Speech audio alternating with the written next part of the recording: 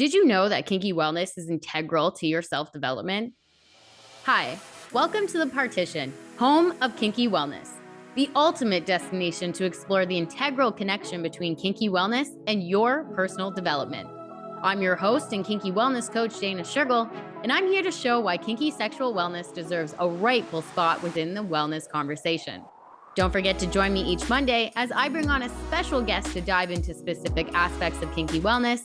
So let's strip away the shame and taboo together and have an open conversation about it. Hey, welcome back. And thank you for waiting for this episode. I know on Monday there was a problem with the upload, but because of the long weekend, I didn't catch it till Wednesday. And since I want you guys to have 2 nights in between Mondays and Wednesday's episode, alas, here we are. But in this episode, I'm actually going to be doing things off the books because I'm breaking down my opinions and review on the 2009 Hollywood blockbuster, The Ugly Truth.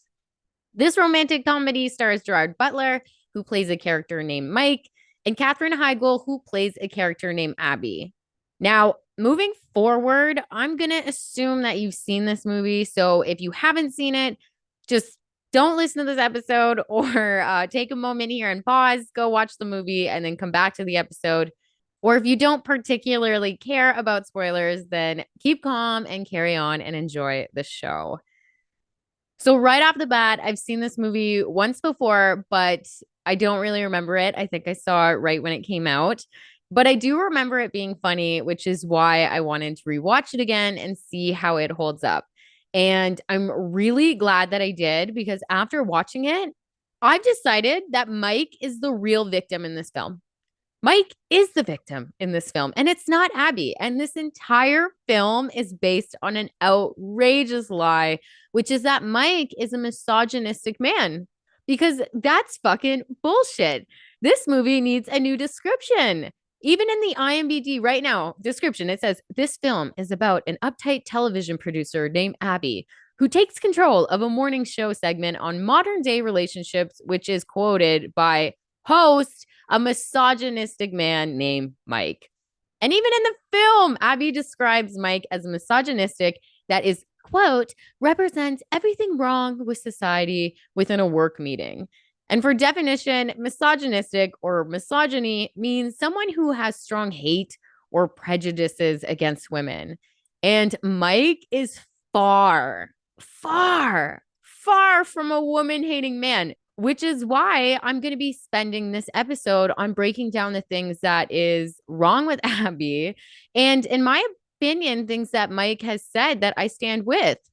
And really, what Mike is doing is that he's simply telling the harsh truth, which is men and women view dating, sex, and attraction differently. And this doesn't mean it in a bad way, right? Differently doesn't mean good. It doesn't mean bad. It's just different. That's it.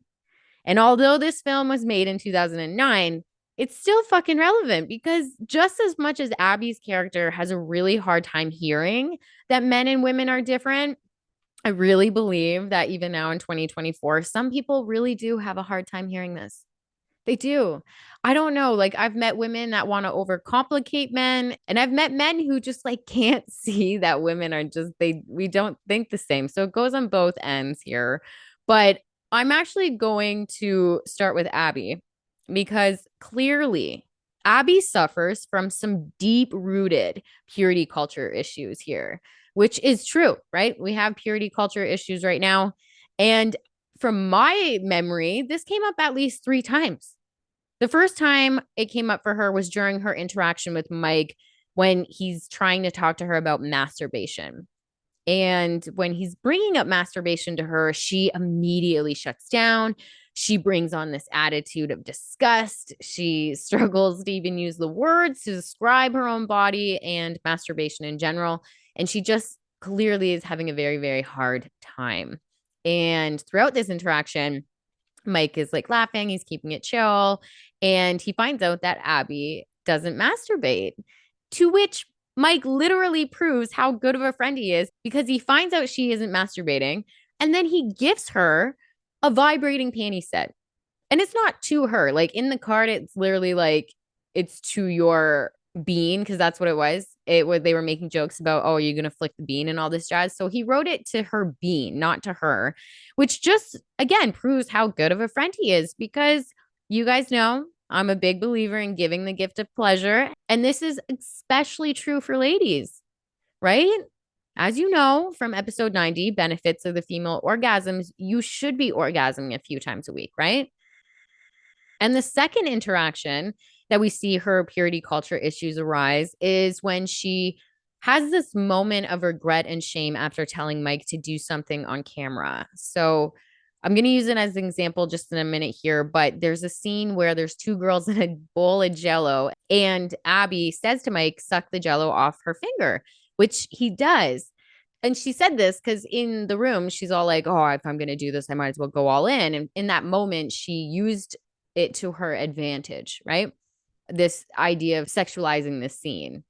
And when Mike gets out and he runs up to her at the end and he's all excited and he's saying how great of a team they were, and he's met with Abby's, disgust. Here it is again, this like, oh my God, I can't believe I did that. Oh, I'm lowering my standard speech, like yada, yada, yada. Even though she knew in that moment that it was for her benefit, but she really struggled in her personal life, right? It may have worked for her professional life, but personally, she was like, oh, I feel like I'm lowering my standards. And that was another thing she has to work through, right? Because it's clear her stress and anxiety over sex or flirtiness or sexual innuendos really bothers her. And that brings us to our next clear example of her suffering from this is she actually has a nightmare after doing this where she's telling the news but naked, so there's like clouds over her, and again she wakes up and she's stressed and she's like, oh my God, what am I going to do here? And I just feel bad for her.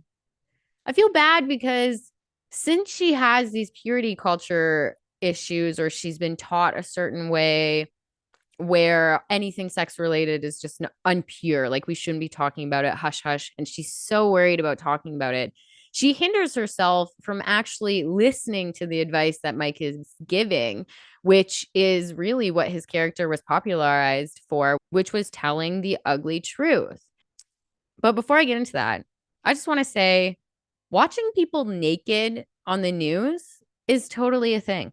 And it's a fantastic thing at that. Actually, I actually was on Naked News twice. And no, I was not naked, but my news anchors were. And if you've actually watched Naked News, they deliver some pretty epic news. They deliver, in my opinion, better news than you see on your television right now. And it's actually really good. So, yeah. But now I'm going to get into all the things that I like that Mike said, because there was quite a few of them. Obviously, it's about difference of opinions. And we mentioned the Jello, and I just want to loop back to that because that was part of one of his examples that he gave about how men are quite simple, and not in a bad way, right? Just they're just a little less complicated and more easy to please than women. And he was showing this example by having two different styles of dates. And the first date was a candlelit dinner, and it had matching tablecloths and matching napkins and its own private violinist. And on the second date was just two half naked girls rolling around in jello. And yes, before you roll your eyes, it was just about the fact that men are pretty easy to please, right? Like you don't need to go over and above, they're creatures that are visual and they're drawn to the bigger picture, right? So they're going to look at maybe the whole body. They're not going to notice the small, intricate details of everything that women particularly do, which is fine, right? But what I love about Mike is that he is fairly controversial. And I would say that he's even controversial now because a few of the things that he says definitely would ruffle some feathers. For instance, one of the things that he was pushing is that he very much was promoting a look that men are attracted to, but he wasn't saying in necessarily features. He was just saying be fit, just be fit. That's all he was saying. And before we jump down the skinny versus fat conversation, I do want to share my own experience because this very much can get into a heated debate quickly. But I used to weigh like 60, 70 pounds heavier than I do now. Okay. And I never thought that I had a body problem image. Like I was, very much in part of that body positivity movement, love yourself, blah, blah, blah.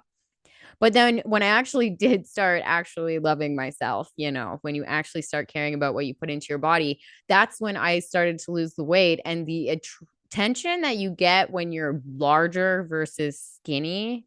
Yeah, I felt that. I really felt that. Nothing about me changed, just the weight. That's it. So in my own experience, I would side with Mike, but beyond that, I did it for health, and I see now when you actually do care about your body and you do pay attention and you do listen to it. I think that's the key. You can try to take care of your body all you want, but you have to listen to it first to get the best treatment. And the other thing that he might get busted for controversial is that there is one scene where he's telling Abby that she needs to fake noises during intercourse with her man and like make him believe that he is the star of the show. You know what I mean?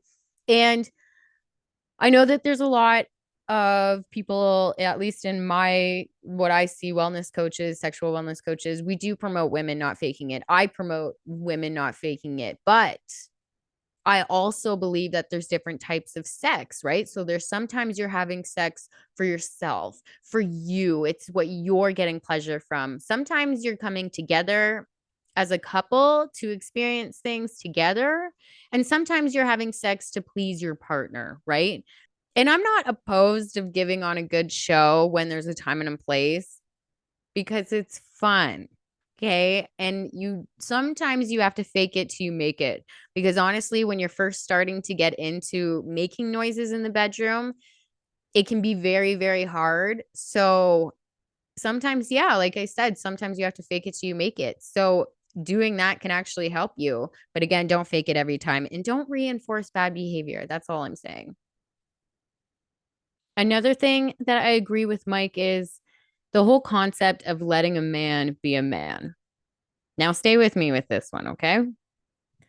But there's a scene at the very beginning of the movie where it's two news anchors, right? And they're married and they're obviously struggling in their relationship. And long story short, basically, the man feels emasculated because his wife makes more money than him.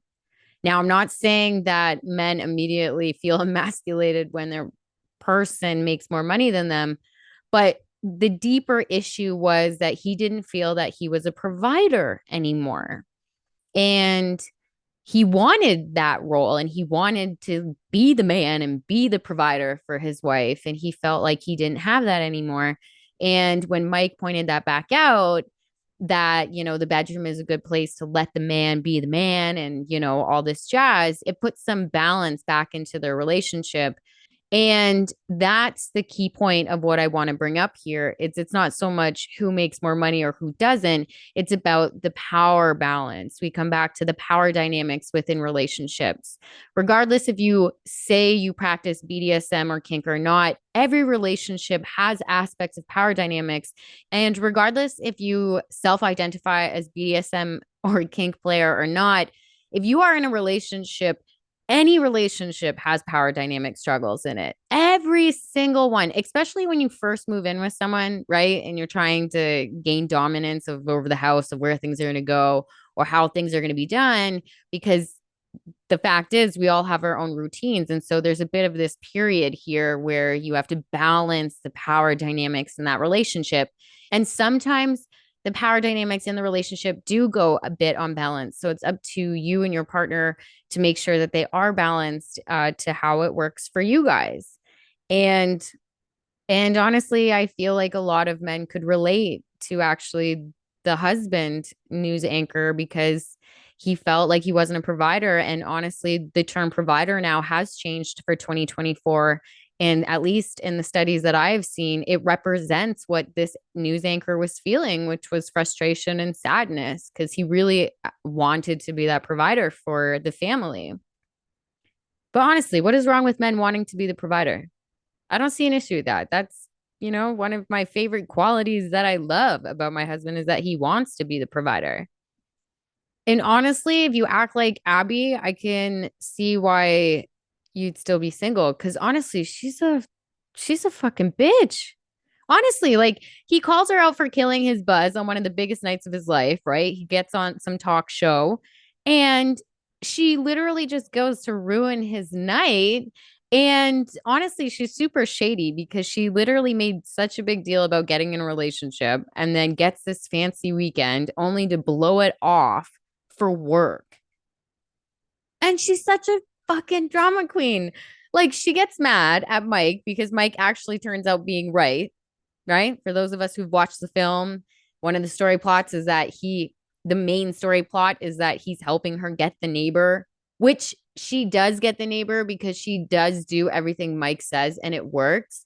But then she's complicated Abby, right? And then she gets mad at Mike for actually getting the guy, right? There's that scene and she pulls off the hair wig and she's like, "Oh, I was just being a girl a stupid guy told me to be." Oh my God, boo hoo. If you remember at the beginning of the deal, Miss Abby, you said, "Okay, I will do everything you say to get the boyfriend." And if he were to lose, he would have quit. But he didn't have to quit because it turns out he was right. And that's the thing about it. That was the agreement she made at the beginning of all this.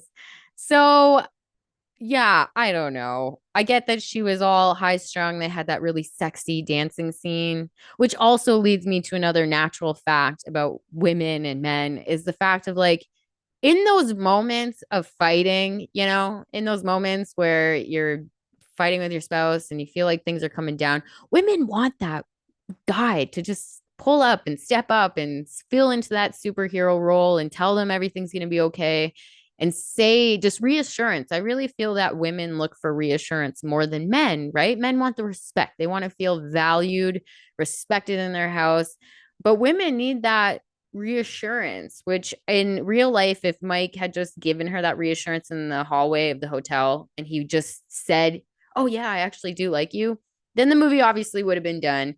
But of course, this is a Hollywood movie and they had to spike it up with their twists, which leaves me to the thing that I hate most about Hollywood is that it doesn't matter what type of movie it is, it will never be complete without some sort of rape joke. So, at the very end, there is a trigger warning for that. But of course, the movie had to end with a classic under the sheet scene where Mike's character is literally dripping in sweat. And he's actually second guessing himself if he's actually made her come or not. And she answers with, "I guess we will never know." One, this is a girl who literally did not masturbate, everybody. This is a girl who did not masturbate. And then all of a sudden, at the end of the movie, she's some star studded sex symbol with her perfect hair. Yeah, it's just so unrelatable. But of course, that's Hollywood. But I do want to ask something for you guys. There's one scene, okay? And I want to know if you guys hear what I hear. But the version that I watched, and my husband and I watched it like 3 times, but during the time where they say erections, at the same time, there's words that slip out that say Sesame Street at the same time. You guys listen to it, you guys hear it, you guys let me know because I just think that's super creepy. But that is really what I have for the ugly truth. I really feel that Mike has been victimized in this and that we have used the term misogyny when it's not. This guy's not hating on women at all. And so, yeah, you guys let me know. Watch the film. Let me know what you think. But as for next week, I will be bringing on sex, love, and relationship coach and pleasure witch, Nadia Loon. And we are going to discuss sex magic. So I'm very excited about that. So I will keep you posted. But that's it for me. You guys know what to do. Have yourself a great weekend and stay kinky.